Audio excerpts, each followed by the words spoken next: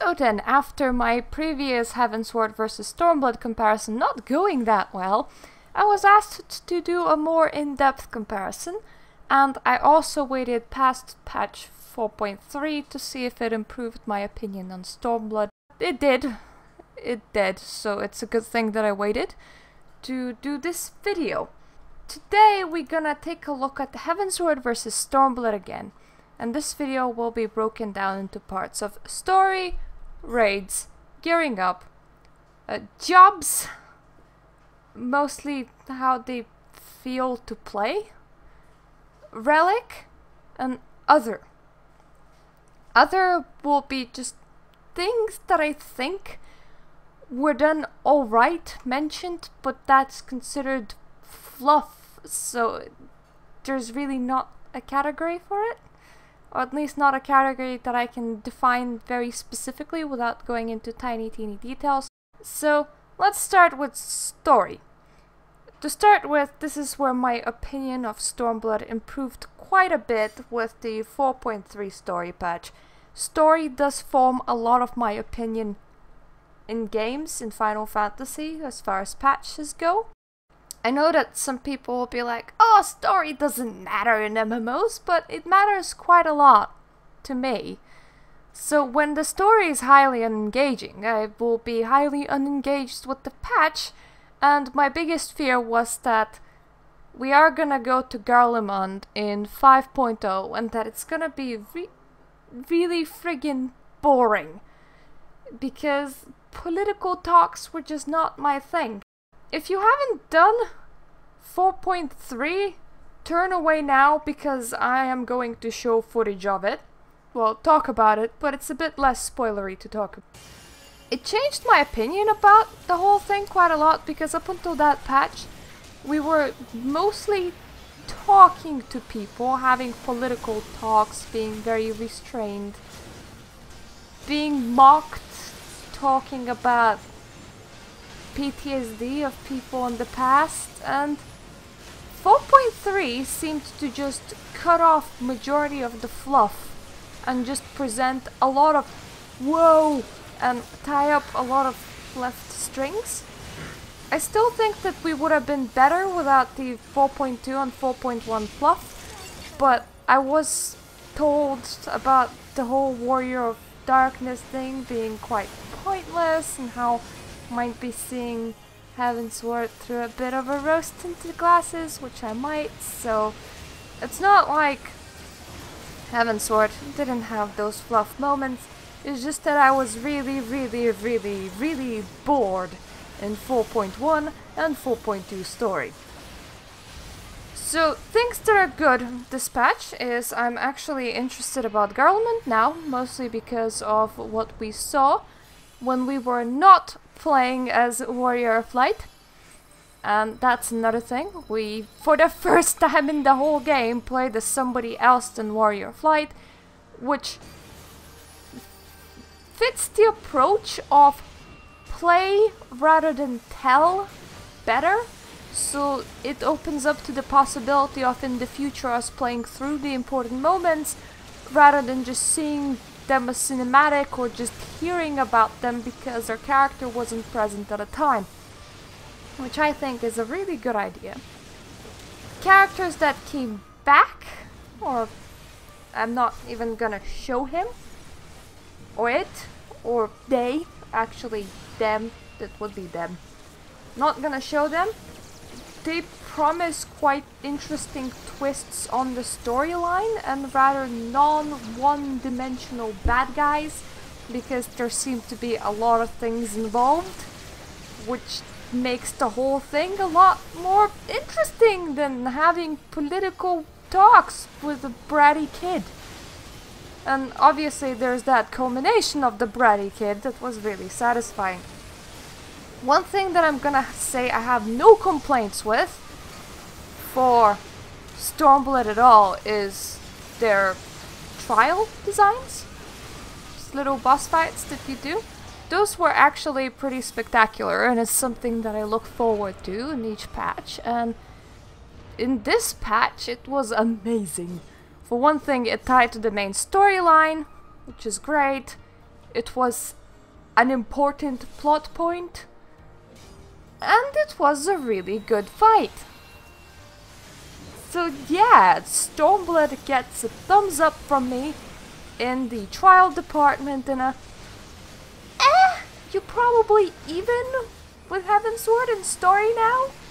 So that story will get its final review at 4.5, so it depends how much filler we have in 4.4 and 4.5. If 4.3 was the only good patch, it would be a bit bad to just go, oh yeah, it has done amazing on the story. Well, this patch has, but depends on the track record as a whole, doesn't it?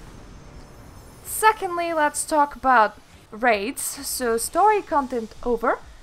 Now you can look back if you were avoiding spoilers by not looking at the video.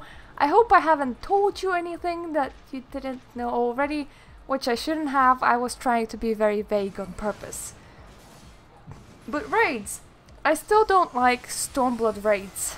And I mean, the new 24-man arrived, but when I say raids, I normally mean the 8-mans, because that is the main raid. And Deltascape and Sigmascape were severely disappointing compared to Alexander. To do this comparison, and because it was on my Tales log that I still do, because nice money source and it gives me NGP and I'm going for a mount, so yay me. On my Tales log I got Alexander part 7. So I thought I'll do for part 7, I'll try to refresh my own memory. This is footage of Alexander part 7. The first thing that you'll notice is the fact that we have an intro as to how we get there. And you fight a couple of trash mobs, and the trash mobs are nothing special really. But then you arrive at this boss room and you see, and the view opens and it's like you're looking onto a city. And it looks so spacious and so awe-inspiring. Then you start doing the boss fight and you realize that the music is quite interesting. And the boss does interesting mechanics. He summons big balls, he takes your healers away and locks them in a tiny room. He has a little kin that blows a heart, and if the heart hits the boss, you're kinda dead. And the boss hits really hard. Even as a 4.0 warrior, 4.3 now, coming in there, obviously I was synced down. I was having to use cooldowns and I was receiving quite remarkable hits, and when my healers were taken away, I would notice. Would be like, oh, wait a minute, my health is bottom floor, and that's normal. There was quite a lot of difficulty tied to Alexander raids, to a point where Alexander Gordius was too difficult for mid-tiers, and that's perfectly... Well, that's not fine, that is a complaint, but by the time we got to Alexander Creator, I think they nailed up a good difficulty level. Midas was still fairly hard, and this is from Midas. It felt like achieving something, though, to beat it, and the story mode, while it was a walk in the park, and a lot of people were complaining that it was a bit too boring, somehow Stormblood got it so much worse. Like, here I take a big hit, a lot of my health goes away, and I go, ah, that's not good. And I start using my cooldowns, and my healers heal me up, and all of that stuff. And there's mechanics happening that are very important to avoid, or else you might just end up dead. And there's the whole atmosphere and the music of it. And then to compare, and we're comparing this turn to this turn because my tail specifically told me to do Alexander 7. So we're gonna be doing Omega 7. And unfortunately for Omega, it's probably one of the worst turns to compare to. And some people will say that I did this on purpose, but no, I did not. If I was comparing to Omega 5 or 6, in the interest level, it might have been a bit higher. So we can't just ignore the fact that this boss doesn't actually have any mechanics that I have to step out of in normal mode, aka I don't even have to hit it as a tank really after I established aggro. While that is not the optimal way of playing and you are being a drag on your team, I literally can't really even die in this fight, and I think that is a bit of a problem. I don't think that you should have a turn where you literally cannot die. The music will be the exact same for all of those turns, and it will be the battle music from the game that these turns came from. Unfortunately for that game is pretty old, therefore the music, by now, compared to Alexander, sounds pretty uninspired. I rather they took that battle theme and they created maybe lyric tracks, maybe took a higher spin on it. I understand that playing it with modern instruments is a spin on it as it is, but I do not like it. As I do not have any nostalgia for it, for me the music is complete boring slump bore, which is bad. But on top of that, you come in and you're immediately thrown into the boss room. And if you look around the boss room, it doesn't even look so spacious. Like, where the fuck are we? I don't know, we're in some sort of red misty shit. I mean, there is technically environment around us. It's a bit destroyed and a bit on fire, but technically it's there. But what is it? I cannot see cities in the distance, I cannot see forests, I cannot locate myself. So on top of just being plopped down in a square arena, these surroundings of yours are pretty uninspiring, and I actually got bored during this boss fight, so that's bad. It's mostly because it was turn 7. To be fair for Omega, I think turn 7 is the worst of all the turns so far. If we were comparing turn 6, it would have had a painting mechanic. If we would have been comparing turn 5, it was a train, and trains are awesome. It was turn 7, but it did completely bore me, and I cannot remember a single fight in Alexander where I could legitimately fall asleep. So yeah, I don't know what else to say about that really, except that the Savage version of Deltascape was at the same difficulty level as Savage version of Alexander Creator, which was too easy for a lot of hardcore groups. Mid-course would finish it mid-patch and get bored. Casual cores were pretty satisfied. When we progress to Sigmascape, the difficulty unfortunately goes further down. It is nearly completely puggable casual content now, having in mind that it's supposed to be the higher difficulty raid while the normal one is supposed to be the story mode. That is highly not only disappointing but also concerning, because if we continue on that slope downwards, everybody will be done with raids like 2 weeks in after a little while, and then if you're a hardcore raider and nothing else, you will be like, what am I supposed to do for the rest of the patch? That is not good. I do not suggest that you turn it back to Alexander Gordius level, but when tuning the next raids, keep it at least Alexander Creator / Deltascape level, because if we continue on a slope downwards, that is not a good slope. That would close my raids. Stormblood still gets a minus on it, even though I re-examined it. I hope that in 5.0 the raids are gonna be a bit more maybe imaginative, you know, maybe using a bit more creative freedom. Or at least, if you're gonna throw us into a square arena, make the environment something a bit better than red shit. Because that's how it feels like it. But moving on, gearing up. This is another problem with Stormblood, and it actually got a bit worse in 4.3. Gearing up, if you're keeping up with the patches right now, isn't too bad. You're gonna be doing mostly the same that you did in Heavensward, which is just grind out your tomes. Now it's a bit easier to grind out the highest tome, as Expert Roulette actually gives more. So if you're just keeping up, you would not have noticed this, and actually maybe even prefer Stormblood. But from the perspective of somebody who falls behind, this is the retardedness of Stormblood. This is 3.3's Tombstone give, and especially focus on research facility. It was to go to place to farm the old tombstones. What is to go to place to farm the old tombstones in Stormblood? Let me spoil it for you. There isn't one.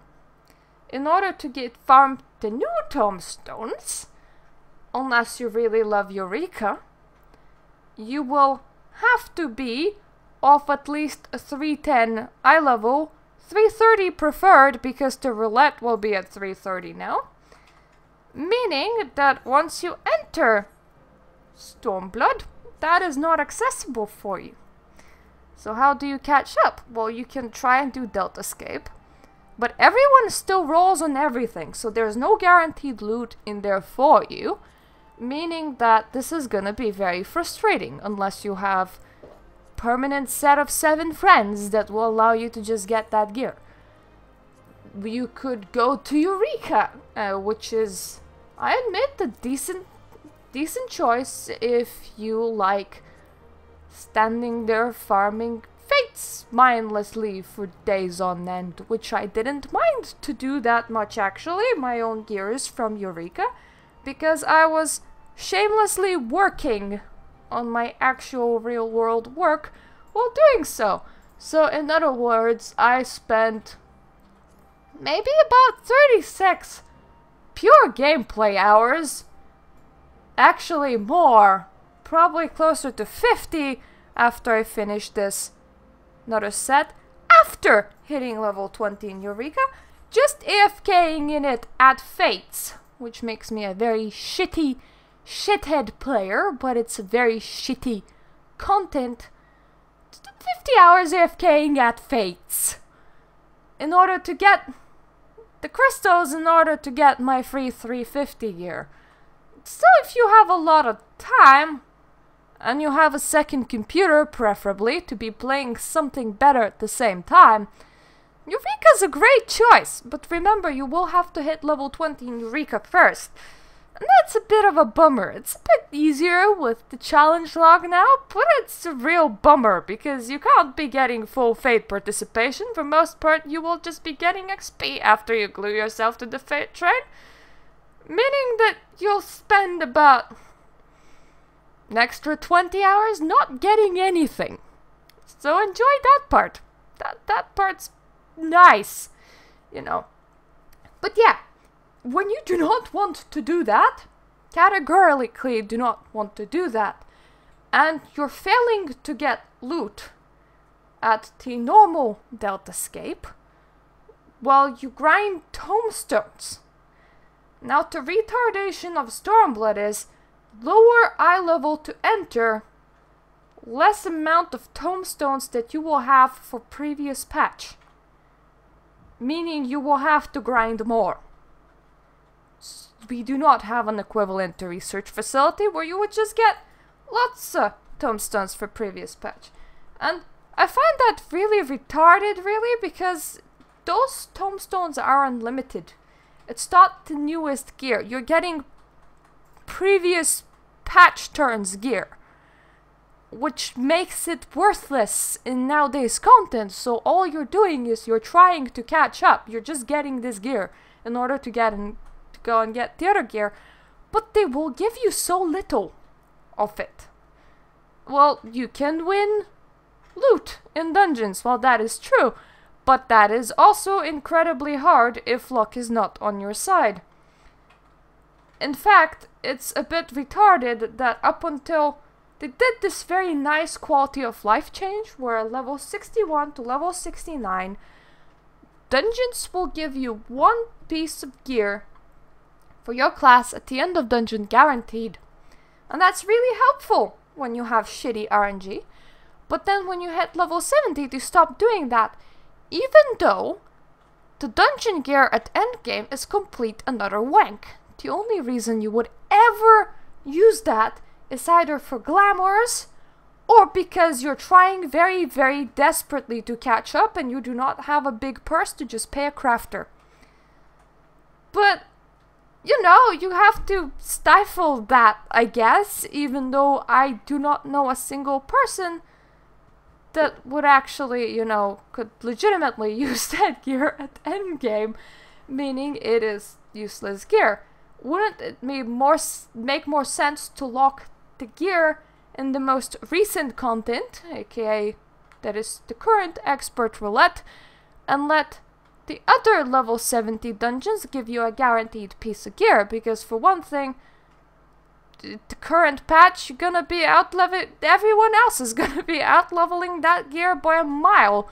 But for you, it's gonna be like, well, hey, I have a chance to unlock one more dungeon now, or one more trial, or get into Sigmascape and maybe have a better chance at rolling on loot, because that is still loot locked, I think. Actually, by this patch it wouldn't be. So yeah, the RNG to get more RNG, it's pretty bad. And then to add to your unfortunate events, a line of unfortunate events is that in 24-mans, everybody can only greed on loot. Nobody can need it anymore, meaning if you enter a tank and after your 40th run, finally a tank piece of loot drops and you're like, oh my god, I'm so overgeared, this might push my eye level just high enough to unlock the next tier of content. Some random DPS with no tank even leveled up might be like, I'ma roll on it too because I want to sell it to a vendor, or I'm planning on leveling the tank 2 months from now and they may as well win. And you know, that is a very fun situation to be in. Unfortunately, despite the backlash, the Final Fantasy team was like, we think it will work out really well, so put in until, and if people really hate it, we're gonna take it out later. So, a situation right now is not only that you're not gonna be gearing up your current classes with 24-man gear, you're not gonna be getting them sweet, sweet glamours from previous patches 24-mans, or competing against a group of 8 people for them, making them really hard to get, on top of the RNG of them dropping.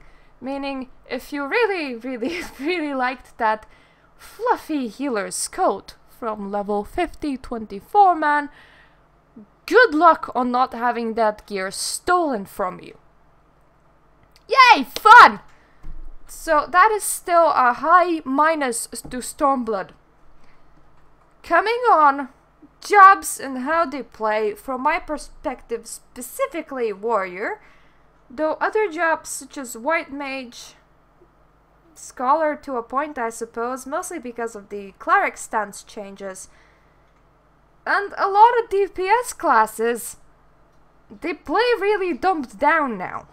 Like, here's a rotation of 3.3 Warrior. This is their opener.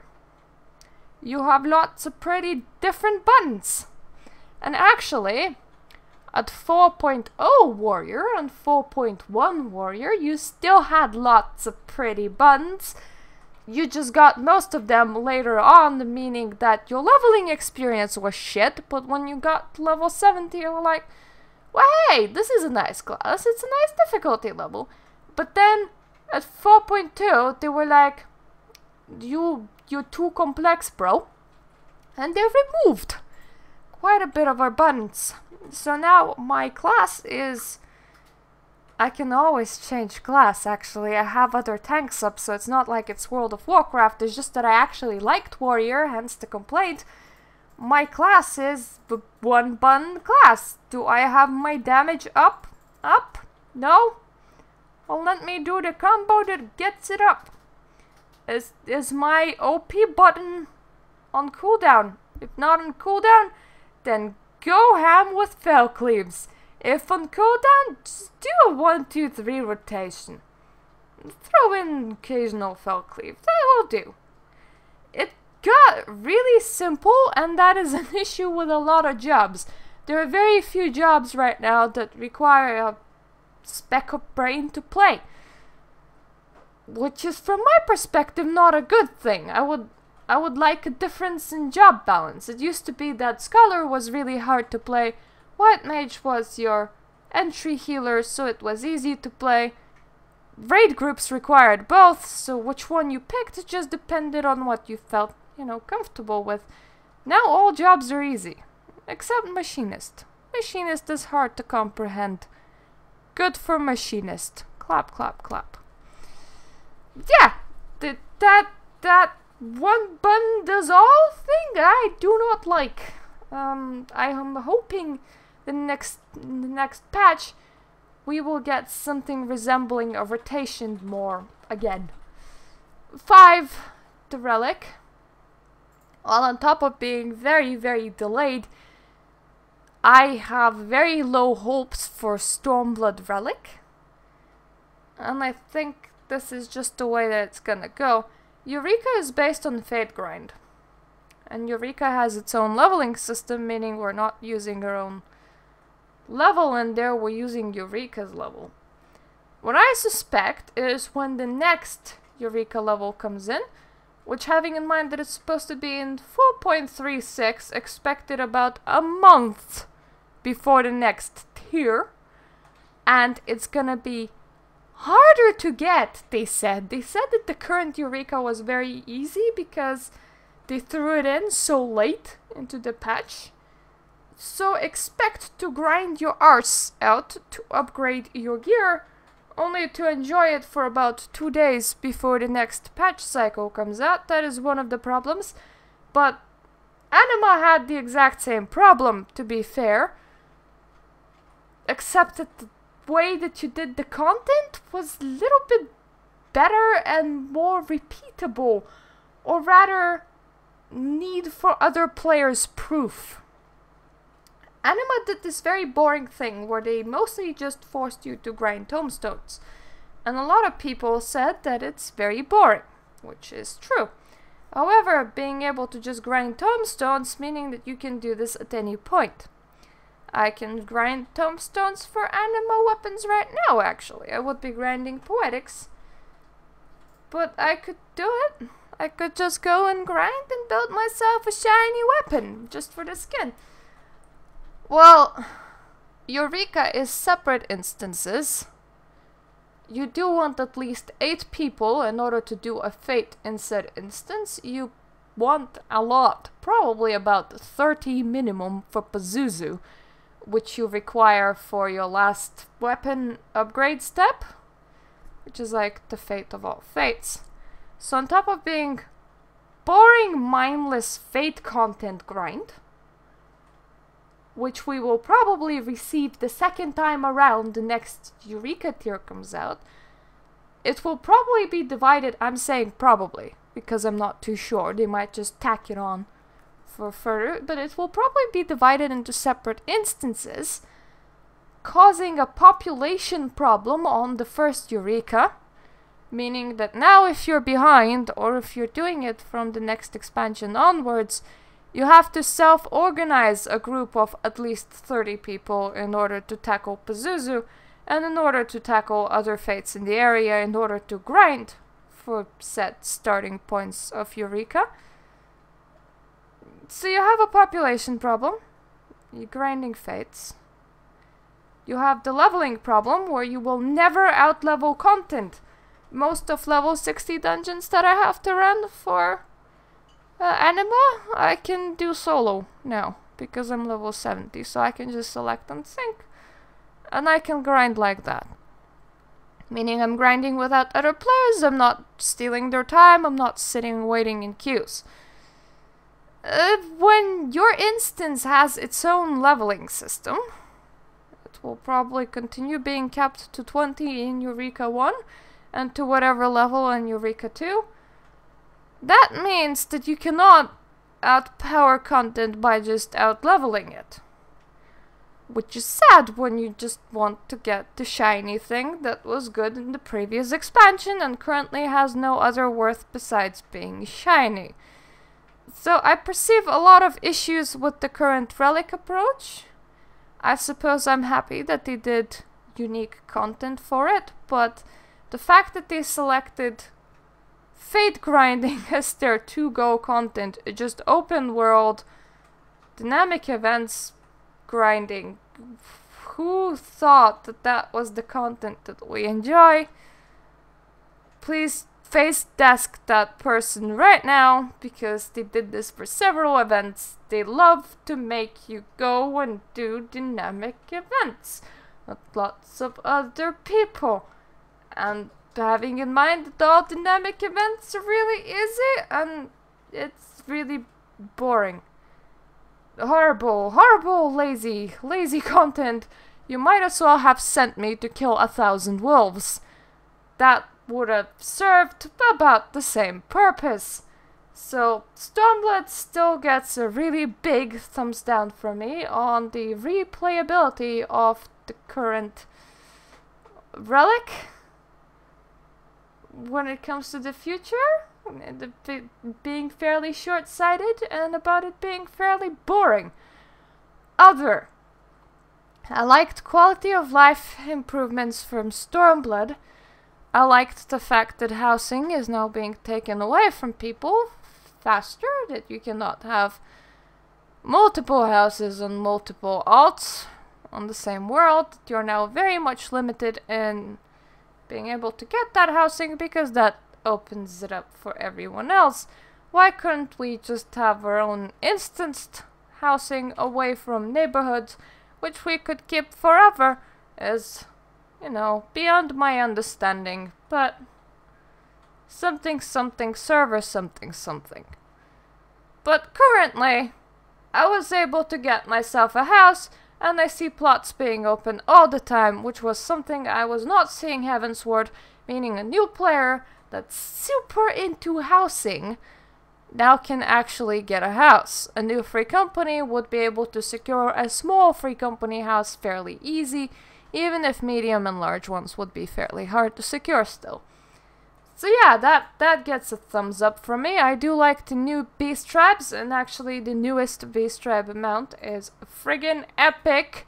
It even comes with its own music. I got to ride it around today, even though I don't have it yet, but it shows up in the beast tribe quests. Well, hey! So, the current beast tribes are actually shorter in their quests than the previous ones, and they're faster to do. I am still doing the crafting ones from Heavensward, and I'm sick and tired of chasing muggles everywhere throughout the whole map. So being approached with, go and pick a flower for me and return to this conveniently placed etherite, was a nice, you know, change of pace, because, well, you know, when we're grinding rep, we are not actually engaged with that content. The content itself is not very fun. It's just the fact that if you invest enough days, you'll get a shiny that keeps you going, so it being rather short and painless is a lot better than it being long and painful. I liked the gold saucer updates, especially the fact that I get more MGP from Lord of Verminion regular bot matches now. That's another fair grind. Gold saucer is a grind in its own, but it offers nice shinies and it's nice side content, so I'm not gonna complain if they just give me more stuff for doing same old. I'm also not gonna complain that they're gonna do queues that are worldwide, so in chocobo racing you just might encounter another living human being. So rare, so awesome, wahey. So in total, it's not that I hate Stormblood. I mean, I'm still in the game, I'm obviously playing. It's just that after the current patch, it's like on a 10-point scale, still a few points behind Heavensward for me. And now the major downfalls for it is gearing anima in raids, and unfortunately I do not think that the last raid tier will improve it for me, because this is the nostalgia thing is just what they're going for right now, so I don't think that they're just gonna magic stop it. Would be nice, but don't think that they're gonna do it. So overall 4.3 increased my opinion on Stormblood. However, for me, Heavensward was still the better expansion if we compare 3.3, simply because of the more engaging raids and easier to get catch-up gear. If you look at 3.2 tombstones, it was still fairly grindy and fairly shit, but when we hit 3.3, tombstones for previous gains were raised, so catching up was fairly alright since then, and we did not get that in Stormblood. So yeah, thank you for watching. I hope my ramblings did not bore you and that I expanded on my opinion a little bit. For me, Heavensward is still winning, but Stormblood is now a lot closer than it was a few weeks ago before 4.3, simply because of that story plot gaining quite a few extra points for me.